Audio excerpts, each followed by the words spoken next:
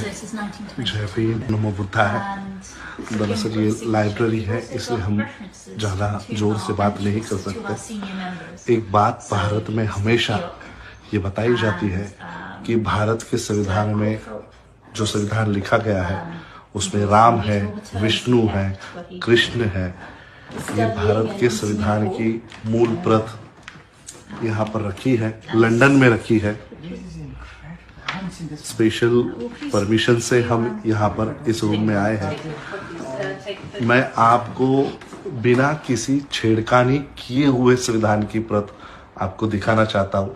आइए देखते हैं कौन से पन्ने पर राम, लक्ष्मण, भरत, सीता, गीता कौन है, देखते हैं। यह है संविधान।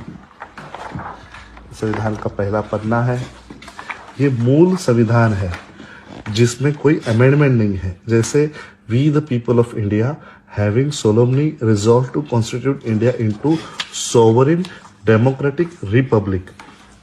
मूल संविधान में सोवरिन, डेमोक्रेटिक और रिपब्लिक केवल इतने ही शब्द मूल संविधान में 1949 को जो दिया गया था उसमें यही थे। मेरे ख्याल से अमेंडमेंट जो हुआ उसमें फिर सोशलिस्ट और सेकुलर ये वर्ड उसमें बाद में आए हैं। इसका मतलब ये जो संविधान है ये मूल संविधान है, 1949 को जो दिया गया था वो है। और देखिए ये जो डिजाइन आप देख रहे हो इसमें कहीं पर भी राम नहीं है।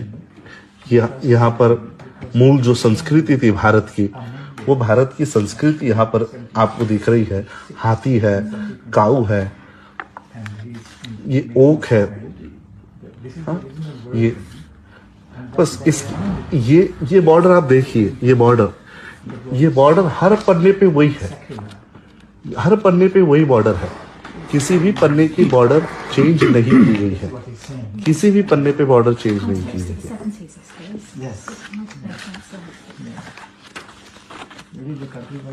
और इन्होंने देखिए हर पन्ना मैं आपको दिखा रहा हूं।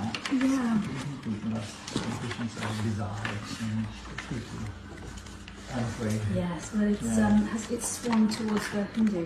Exactly. Yes, that is what's happened over there. नई जो संविधान की प्रत बनी है इन लोगों की, इन्होंने बॉर्डर पे राम, कृष्ण, शिव, विष्णु, ब्रह्मा इसको ऐड किया है। यह है मूल संविधान 1949 का। उस समय ये संविधान जिनको दिया था वो उनका नाम यहाँ पर लिखा है, we the people of India. ये संविधान ना किसी अल्लाह का है, ना किसी भगवान का है। We the people of India. ना जीसस का है, ना बुद्ध का है, ना गुरु नानक का है। ये संविधान हम भारत के लोगों को अर्पण किया गया है। किसी भगवान को, किसी अल्लाह को, किसी बुद्ध को, किसी भी तरह के रिलीजियस सेक्ट को यह अर्पण नहीं किया गया है। यह भारत का संविधान। आइए और कुछ डॉक्यूमेंट्स यहाँ देखते हैं। बाबा साहब, ये बाबा साहब का पिटीशन है, बाबा साहब अम्बेडकर जी की हैंडराइटिंग में।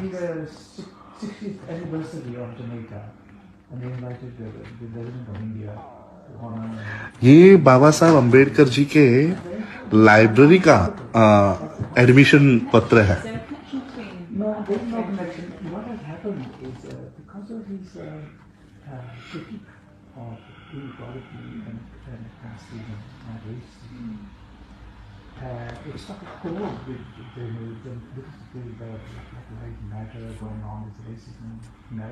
देखिए मैं आपको ये बाबा साहब अम्बेडकर जी का बहुत महत्वपूर्ण दस्तावेज है जो शायद भारत के पास भी नहीं है। देखिए बाबा साहब अम्बेडकर जी को बैरिस्टर ऑफ लॉ में एडमिशन दिया जाए, इसका ये प्रमाण पत्र है। देखिए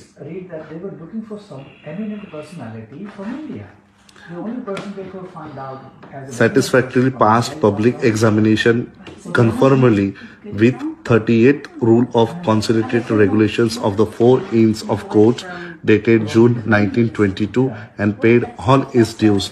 His humble suit to your mastership is that you will be pleased to admit him to the bar, and your petitioner will be ever prayed, dated 15 June 1922, Bhimrao Ramji Ambedkar.